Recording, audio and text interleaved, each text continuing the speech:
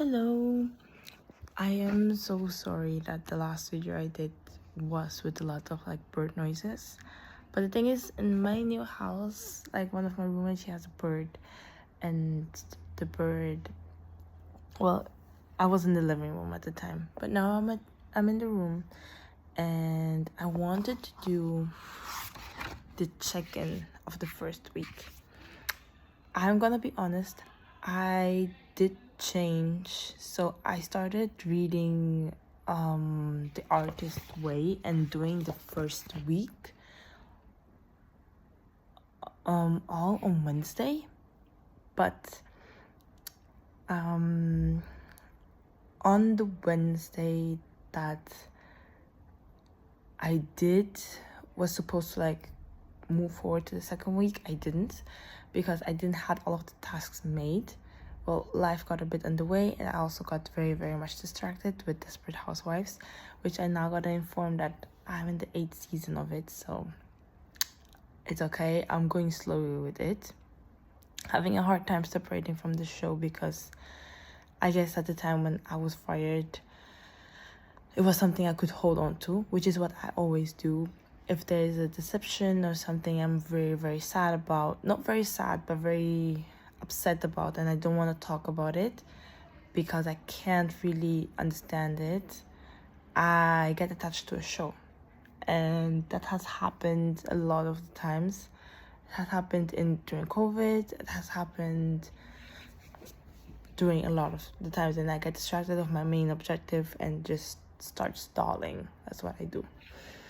Either way, I pushed through, so I now changed my weekly would be Monday to Mondays, which means that my check-ins has to be on Sunday, and on Monday I can read the whole new second week, or the following week, which I guess is not really that useful for you guys, but today is a Monday, and I am going to read the second week because she does write stuff before you actually do the tasks for the second week. And before that, I just wanted to let you guys know what I did for each of these tasks. So in the first task, she asked us to every morning set your clock to one half hour early and write the pages. Despite me not following the 7 days, I did follow the 3 pages. Even on days I wouldn't do any task, I would mainly just watch shows all day. I was still doing my pages as soon as I wake up because they gave me a sense of relief. I would not say I'm an overthinker. I guess some of the issues, they just stay in my mind very much more times than they should. I was going through some of the issues also during this week, and there was no necessity for me to keep thinking on them if I'm not gonna act on them, if I wanted to really move on. And when I would write them in the pages, it would be so much nicer to have that stuff actually also come out. And once I reached the conclusion, I would be just okay, nice. Once I put it in the pages in the morning, I don't go throughout my day thinking and self-loathing and hating myself for the same issues I already put in the pages, which made me think that a lot of my issues were brewing from within, but I was already putting them in my head and putting them and worrying about them since I woke up. Sometimes even to the extent that they even appear in my dreams. I sleep with them, I wake up with them, and I continue that cycle, which I think I broke it a little bit when I started doing these pages, because now I write them out, and they're out, and they're I close the notebook, I only open it, but I don't open it again to read it. I open it to put the next 3 pages of the next 3 days. So either way, I did this every day of the week, even though I did I changed the days of the week that I'm gonna do the morning pages. I did my 3 pages in the morning, which even if no one else wants to like follow this and no one else is watching my journey, I don't really care, which is so nice because it got me a sense of this is entirely my channel and I'm treating this in a way like I would treat the notebook where I'm writing my pages. The difference is I have here visual representation, and when I go back to this after this, like in 6 months or in a year, and I want to watch myself back, I can see what kind of thinking I was going through, maybe even remember what I was going through at the time. I don't know. Either way, she says also to take yourself into an artist state. I did. I went to do henna. It's nice that you can still see some of the parts. The henna that I had in mind was very different from the henna that I got, but the main point was that I would get a butterfly, and I did get a butterfly. This is the butterfly. It's kind of fading right now, but that's okay. I did get a butterfly at the end of it, and I'm very happy with that. And it was very relieving. I would see henna tattoos like in other people when I was a child, and I would be so envious because they could do it. And when I was sitting there and I was letting it do it, in my heart I was thinking, oh my god, I'm doing it. Oh my god, I'm doing it. Oh my god, I was thinking that constantly. So yes, it's just very nice. I don't know what's gonna be my artist state for the second week, to be quite honest. I'm trying to think something deeply that I really wanted to do since I'm a child, but I had never had the opportunity to. I'll keep you guys updated. I don't know. Anyway, she says to list 3 old enemies of my creative self-worth. I listed them and I put them in paper, and I wrote what they did at the time. So for me, it was an auntie. She criticized my dancing. It was my mom when she wouldn't let me pursue something creative, and one of my friends while I was doing something creative, she would criticize it that it's like not good enough in a sense. So I did write them down. I wrote exactly what they did and how that made me feel. And how that still make me feel sometimes when I'm doing it. And when people give me compliments, I don't really believe it because it's already kind of tainted with that memory. They say also to time travel. She says also to time travel and to write out the horror story from your Monster Hall of Fame. Now, this one I think I did very early on in the week. I do not want to get into it because I used one of the 3 characters to like get really deep into it, because I was a little bit succinct when I was describing why she was in the list of 3 and how she made me feel.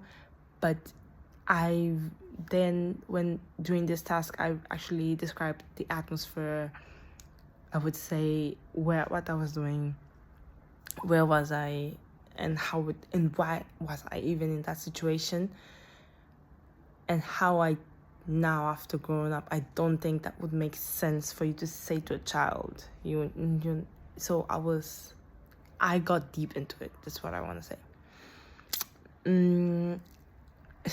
This part, I was a little bit confused, I gotta say, but that's because I think during the 5th task, I started delaying a lot of this week, which is why this week got changed, because now during the week, I just felt like, you know what, the pages are enough, I can like just move on.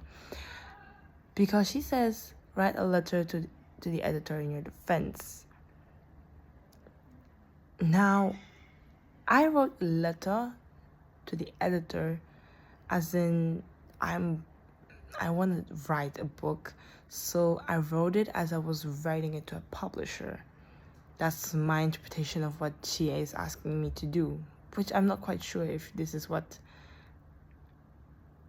she actually asks, but either way, this is what I did. She says time travel and list 3 old champions of your creative self-word. I wrote compliments that would sort of cancel out the 3 enemies that were blocking, or like they were negative to my like artistic self. And it was very freeing. It was like I wrote, there was one of my ex-boyfriends, he had a friend, and that friend loved my creative self. So just for context, when I was in high school, I would from time to time sing, which I still do. And I think he heard me because I was humming something occasionally, and he would love that. I think to the point that he actually put that in a track, but I never actually got him to release that because, well, I was shy. But while I was thinking about this task, I was like, oh yeah, that's true. He did love indeed my voice. So that's what I got to do. They say, no, not they, but she said to write a happy piece of encouragement, write a thank you letter and mail it to yourself or to a long lost mentor. So I actually took my time to write to a mentor. I wouldn't say he's a mentor. He was one of my mom's. Like while I was with her, he was one of my mom's best boyfriends. My mom doesn't really have like shitty boyfriends, but I think it's because he was so involved with me since I was a child, that to me he's like, if I had anyone else to call them as a real dad, I would call that person as a real dad. So to me, he's like a real dad. And I wrote a thank you letter to him, which I'm actually quietly here thinking if I should send it to him or not right now. This is very funny, because she says, if you had 5 other lives to lead, what would you do in each of them?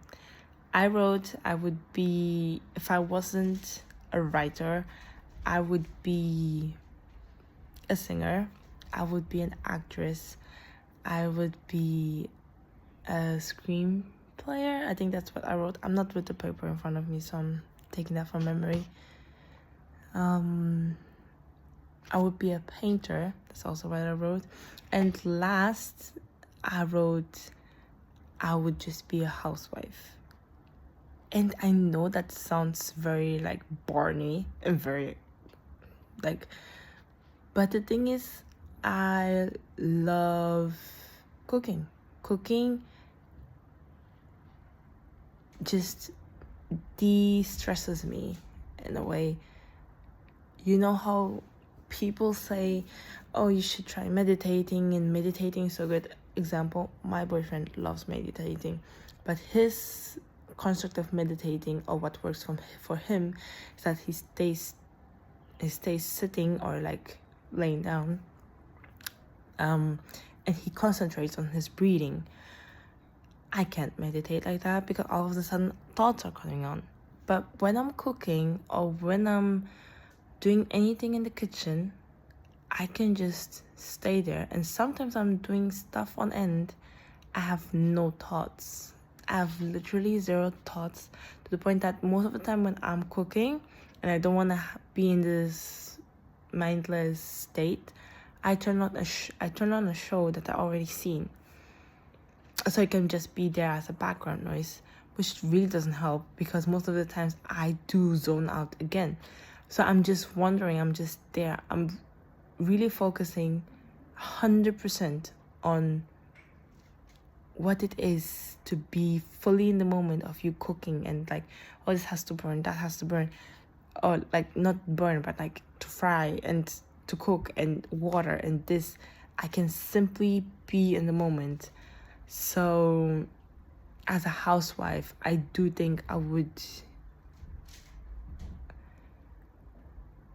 would be happy, maybe not as like until the end kind of profession, because at one point it's also one of those professions that you are, I'm not gonna say completely stripped of human emotion, of human like conversation. I would say you are in your house alone, which I personally, I love that. I get to interact with people when I want to interact with people. But if I don't want to interact with people, I'm in my house. Who's gonna tell me that I can't be in my house? I'm a housewife. Like, come on. Even now, you can't tell me I can't be in my house. That's my point. This one, I didn't really understand, but I took it as a question. In the 9th task, she's like, in working with affirmations and blurs, very often injuries and monsters swim back to us. Add this to your list as they occur to you. Work with each blur individually, turn each negative into an affirmative positive. Now, I didn't did that like completely separately, because while I was writing the pages, there were a lot of the times I would say, you can't do this, you are not enough, you're this, you're that. And then in the same pages, while working the 3 pages, I would say to myself, what? No, I can't do this. I deserve this. I have the right to ask for this.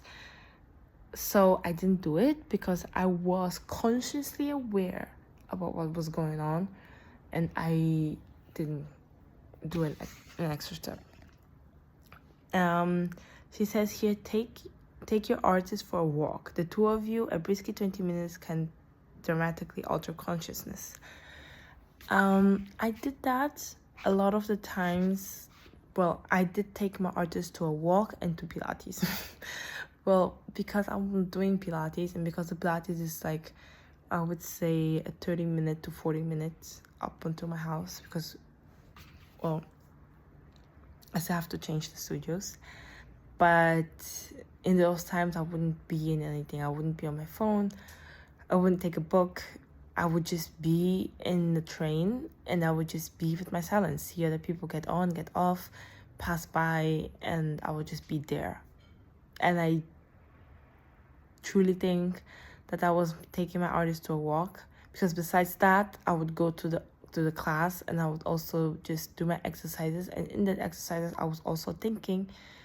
And sometimes I would have really, really great ideas or really, really great tasks that I needed to do, which I then would also add them to my 3 pages. Which is so funny, because if you think about it, 3 pages are really there to blur out anything. I think I wasn't expecting for me to actually sometimes, in my 2 pages, I would be like, oh, today I want to do cookies. And at the end of the day, I'm actually doing the cookies because I wrote them in the beginning of the day.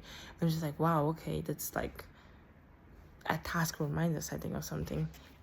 There are tasks though that I have written that I was gonna do that day, and for different circumstances I haven't. But most of them I have, and I'm just like, okay, that's nice. She has something called here the check-ins, which is basically what I'm doing with you guys. I'm telling you what exactly did I do, like which tasks I did this week, and how I did them, how I wrote them, and if I follow through with all of my morning pages. She asks here, how many days this week did you do your morning pages? 7 out of 7. We always hope. How was the experience for you? I would say it was 7 out of 7.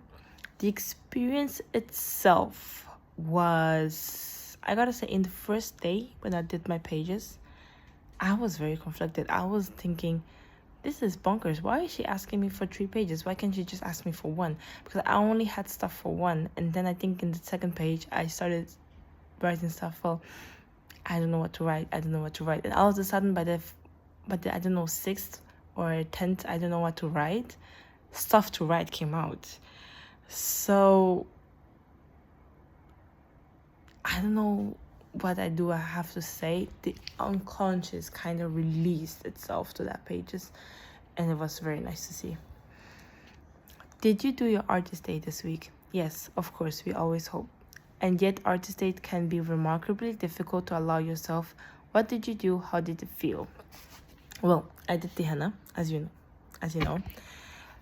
I felt like a kid that was just getting like a joyous ride, because in the same week I actually got to go to IKEA, and I remember vividly in like when I was a kid, we would go to IKEA and I ate a hot dog there, and I know like it's not really much for a lot of people, but for me it's like a lot, because well, this is the times where like you go to IKEA, you will get a hot dog, and then you're coming out with like a new stuff. I actually got out with new stuff. I actually got out with new sheets. I was very happy. It was very close from my house. I was like, okay, that's the stuff. Whenever I need something, I'm still wondering what exactly is the brand of the sausage that they used in IKEA, because it was so good and it was crispy. It was so good, and I'm still wondering about that. So that says a lot about my experience in IKEA. Were there any other issues this week that you consider significant for your recovery? Describe them. I would say the main issue that I went through this week, which I wasn't expecting, is the self-doubt in the process itself in the beginning. By then self-sabotaging with watching a show by the middle of it, when I could have been gone, when I could have been ended this week, still watching the show and moving forward. I think it was the sheer confusion of why am I self-sabotaging by the point that I'm not doing all the tasks to move on, but at the same time I will do all of my 3 pages every day. So I do have hope, but I'm thinking and I'm guessing that the hope should like manifest itself. So that was the issue that I went through this week. I did have a full week, but noticing that I wasn't working and most of my hours of the day were occupied by Desperate Housewives, I could have and should have been done this at the right timeline instead of changing it. Not that I'm not proud that I changed it. I'm proud that I changed it, and it's nice that I actually recognize the problem. I'm just saying I get to reflect on what could have been, but not focusing on the what could have been, rather than moving forward, because it's a new way, it's a new week. Let's move. Well, this is for me for the first week. I am now currently reading the second one, and once I have done reading it, I will be making another video. And yes, see you then. Tschüss.